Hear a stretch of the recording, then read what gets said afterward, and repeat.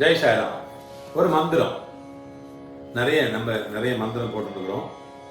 சாயப்பாவுடைய மந்திரம், அப்பா பேர் சொன்னாலே அதான் மந்திரம், எல்லாருக்கும் தெரியும். சாயப்பாவோட பிள்ளைங்களுக்கு எல்லாருக்கும் தெரியும்.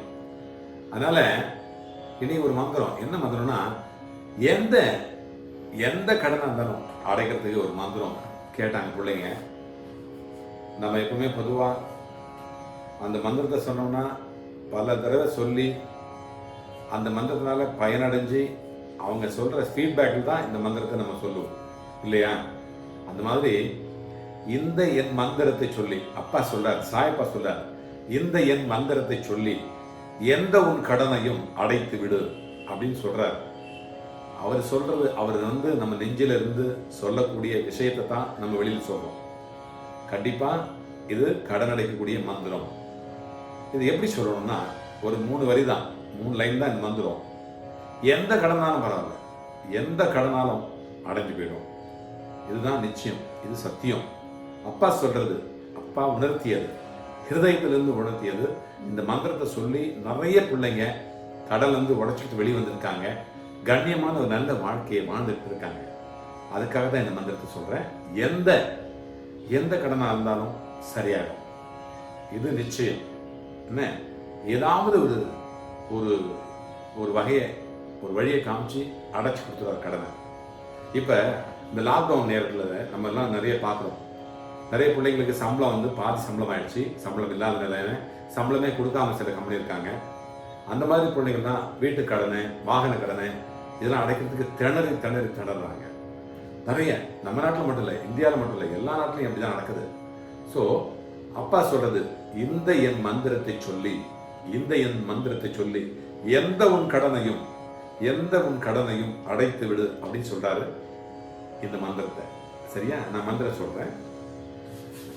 ஓம் ஸ்ரீ சாயிநாதாய ஸ்ரீ லக்ஷ்மி நாராயணாய தன மாங்கல்ய பிரதாய மமன என்னுடைய, என் பேர் சொல்லிக்கலாம். இப்போ என் பேர் ராமலிங்கம் அப்படி சொல்றோம், இல்லை சாய்ராம்ஜி சொல்றோம்.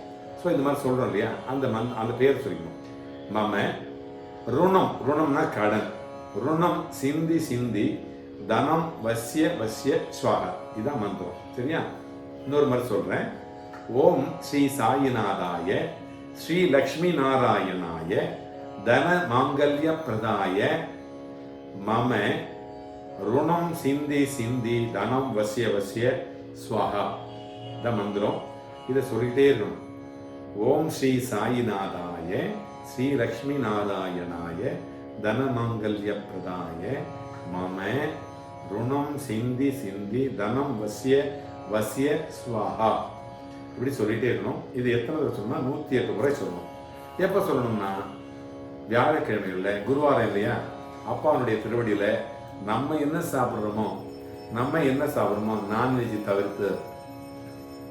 தவிர நம்ம என்ன சாப்பிட்றோமோ அந்த சமையலை எடுத்துட்டு போயிட்டு அப்பா கிட்ட வச்சு படைச்சிட்டு, அப்பா நான் சாப்பிட போறேன், எனக்கு பிடிச்சது உங்களுக்கும் பிடிக்கும், அது எனக்கு பிடிச்சது நீங்க, உங்களுக்கு பிடிச்சது நான், எனக்கு பிடிச்சது இந்த உணவை உங்களுக்கு படைக்கிறேன், இதை நீங்க சாப்பிடுங்கப்பா அப்படின்னு சொல்லிட்டு, ஏதோ கஞ்சி இருந்தாலும் பரவாயில்ல.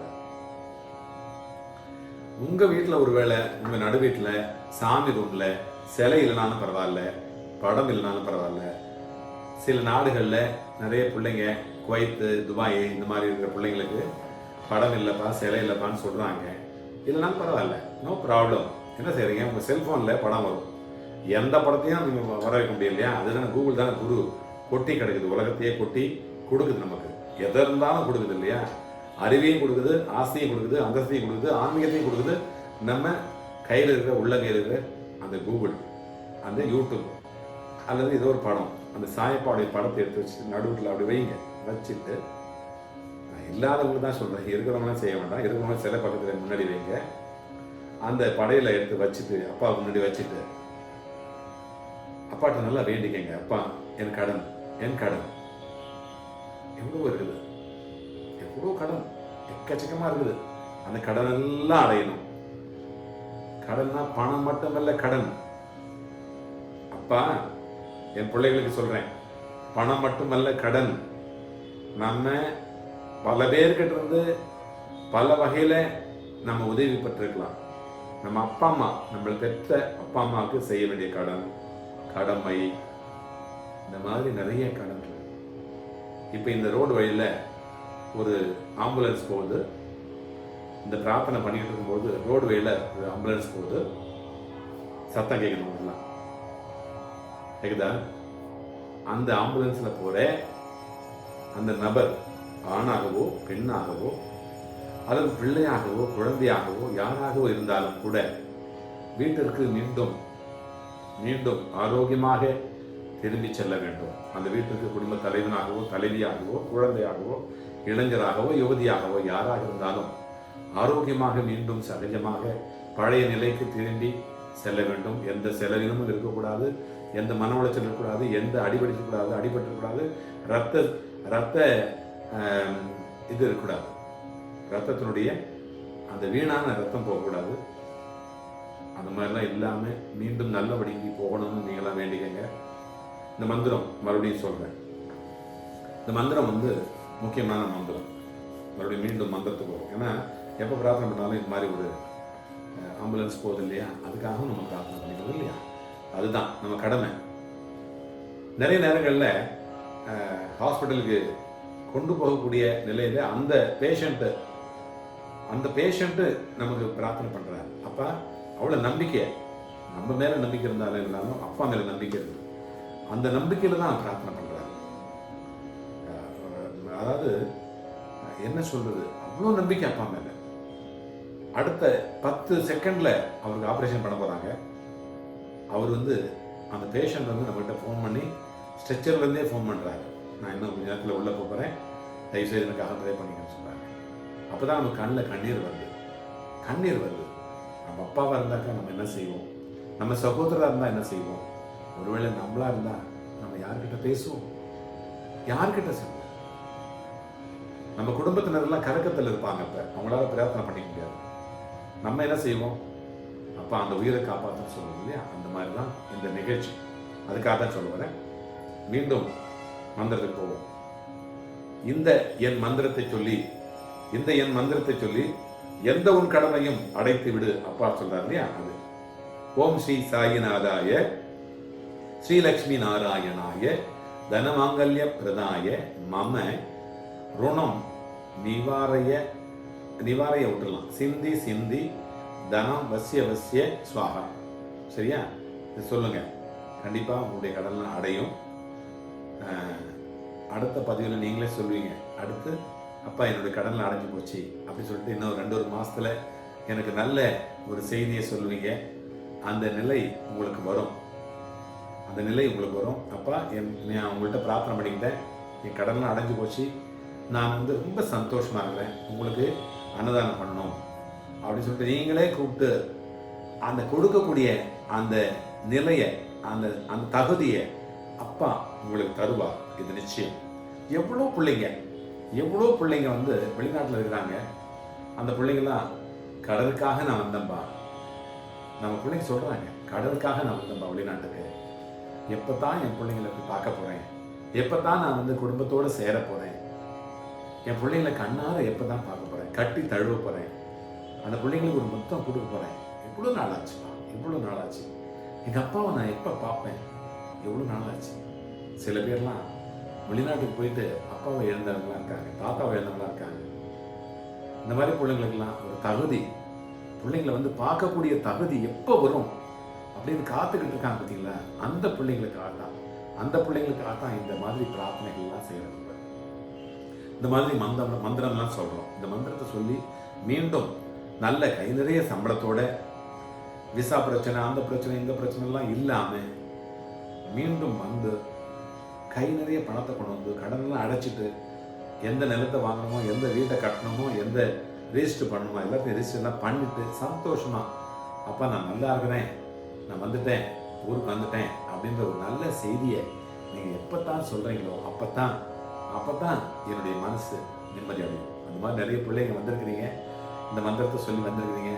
நீங்களும் கண்டிப்பாக இந்த மந்திரத்தை சொல்லி ஜெயிக்கணும் அப்படிங்கிறது தான் இந்த அப்பாவுடைய ஆசை. கண்டிப்பாக சாயப்பா உங்களுக்குலாம் துணை இருப்பார். இந்த சாய்ராம் ஜப்பா உங்களுக்காக பிரார்த்தனை பண்ணிக்கிறதுக்கு எப்போ நான் தயாராகிறேன். சில நேரங்களில் நீங்கள் ஃபோன் பண்ணும்போது நான் எடுக்கலைன்னா கூட நீங்கள் என்னுடைய வாட்ஸ்அப் எண் இருக்கு இல்லையா, இந்த வாட்ஸ்அப் எண்ணில் கமெண்ட் பாக்ஸில் நீங்கள் பேசுங்க, பேசி அனுப்புங்க.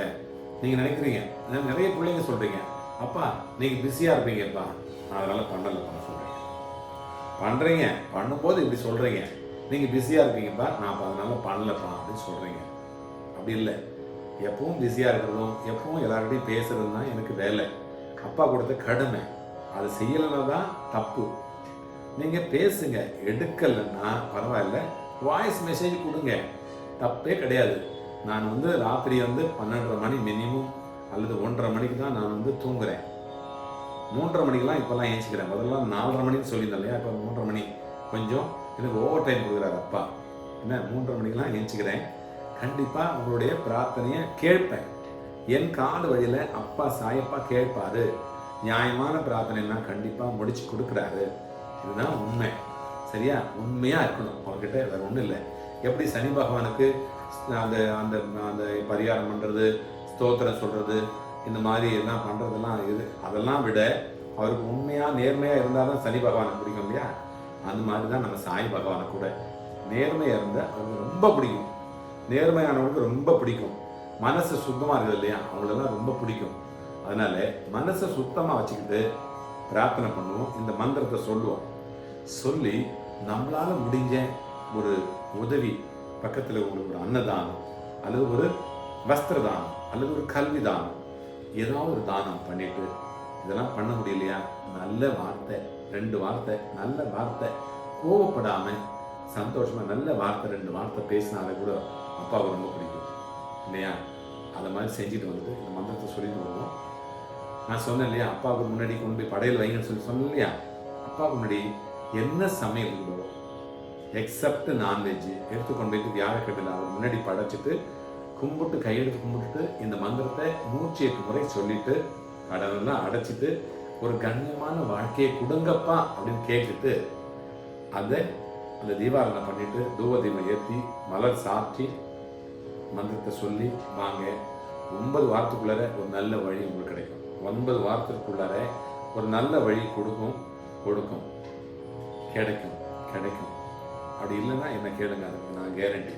ஒன்றே ஒன்று தான் உங்ககிட்ட இருந்து நான் எதிர்பார்க்குறேன், சாயப்பா எதிர்பார்க்குறேன். நம்பிக்கையோடு செய்யக்கூடிய அந்த பிரார்த்தனை சக்ஸஸ் கிடைக்கும், நல்ல விதமாக நடக்கும். சரியா? ஓம் சார். வாழ்க வளமுடன், வளர்க நலமுடன். பாபா தரிசனம் பாப விமோச்சனம், வியாழன் தரிசனம் விடியல் நிதர்சனம். வண்டலூர் வருபவர்கள் வரியெல்லாம் மறப்பார்கள். ஜெய் சாய்ராம்.